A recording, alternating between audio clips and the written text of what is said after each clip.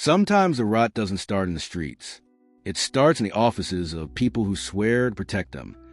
The sun hadn't yet risen over Fairview Heights, but the neighborhood was already awake. Derrick Parker stood by his front window, watching the slow crawl of a black SUV across the street. No headlights, just the hum of an engine trying not to be heard. He'd seen it twice this week. At first, he thought it was paranoia, maybe a neighbor coming home late. But when he noticed the same dent in the bumper and the same tinted plate cover, he knew someone was watching him. Since the day Karen, real name Sandra Lewis, called the police on him, Derrick's world had flipped upside down. The irony of it all still echoed. She said he didn't belong, only to find out he owned the neighborhood. But this wasn't about property anymore. This was about power. Because when Derrick demanded to see the HOA's old meeting records, he uncovered something that shouldn't exist, a hidden fund, money siphoned through false maintenance invoices, signed off by Officer Raymond Hale, the same cop who had responded to Sandra's 911 call. And now, Derrick was being followed. 2 nights later, Derrick's phone buzzed at 3:47 a.m. Unknown number. One message. Stop digging. You don't know what you're dealing with. No name. No signature. Just that. He saved the text and walked outside, phone flashlight slicing through the darkness. The SUV was gone, but tire tracks still lined the curb, fresh ones. And in that same moment, he noticed something else. His mailbox door hung open, mail scattered across the driveway like someone had gone through it. That's when his neighbor, Evelyn Torres, stepped out from across the street, robe tied, face pale. "Derrick," she whispered, glancing around. "You need to come inside. Now." Inside her kitchen, Evelyn slid an envelope across the counter. "I work for the county's records office," she said. "You can get this from me." Inside the envelope, printed photos, crime scene photos, a body bag, a shallow grave near the edge of the development, dated 4 years before the HOA was formed. And at the bottom corner of each photo, an evidence tag with one name, Officer Raymond Hale. The next morning, Derrick went to the old construction site by the lake, now fenced off and labeled private property.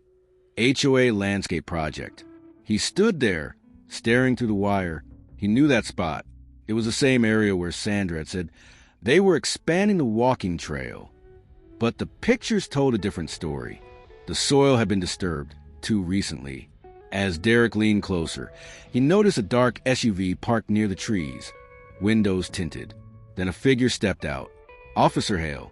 "Morning, Mr. Parker." Hale said, voice steady. "You've been asking a lot of questions." Derrick folded his arms. "I found something you buried." A pause. Hale smiled, but it wasn't friendly. "Be careful with accusations like that.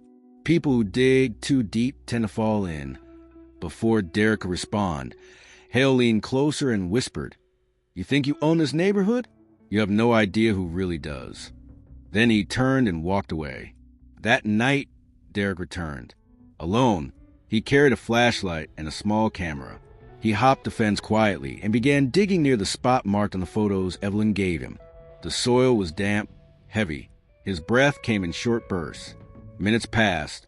Then his shovel hit something hard. Plastic. Thick. He dug faster and then stopped. A black garbage bag.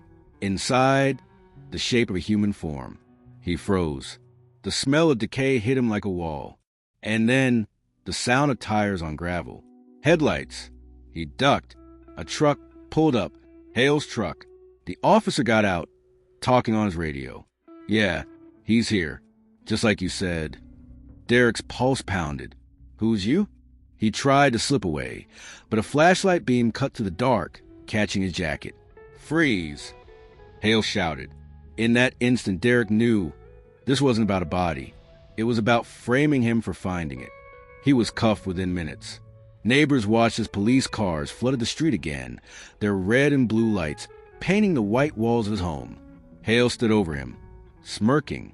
"Looks like we found our suspect." But as Derrick sat in the back of the cruiser, his eyes caught something. A figure standing in his doorway. Sandra Lewis. The same Karen who started it all. And she wasn't alone, Behind her stood a man in a suit, Mark Lewis, her husband and head of the HOA board. Mark leaned toward Hale's window and said quietly, "We told you to handle this. Don't make us regret it." Hale's jaw tightened. "I'm handling it." Derrick realized what this meant. Hale wasn't acting alone. The HOA, the police, the cover-up, all connected. But how far up did it go? At the station, Hale's tone changed. He didn't file a full report. Instead, he told Derrick, "Walk away. Sell your house. Leave Fairview Heights." Derrick stared him down. "You killed someone, didn't you?" Hale didn't answer. But as Derrick was led away for booking, Evelyn Torres appeared in the lobby, clutching a file folder. "I have the original construction permits," she said loudly. "And the land was contaminated. That's why they buried the first developer." The entire room went silent. A detective turned toward her. "You better come with me, ma'am." Hale's face drained a color. Derrick smiled slightly. "Guess you're not the only one who can dig, officer." 2 days later, Derrick was released on bail, charges pending. But when he got home, his front door was open, the house empty, his computer, documents, hard drives, all gone. On the kitchen table lay a single photo. It was the same body bag. But this time, someone had written on the back, "There's more under your house." Derrick stared at it, heart pounding. Whoever was behind this wasn't done. And as the camera fades to black, a voice narrates. In Fairview Heights, the truth wasn't buried in the ground.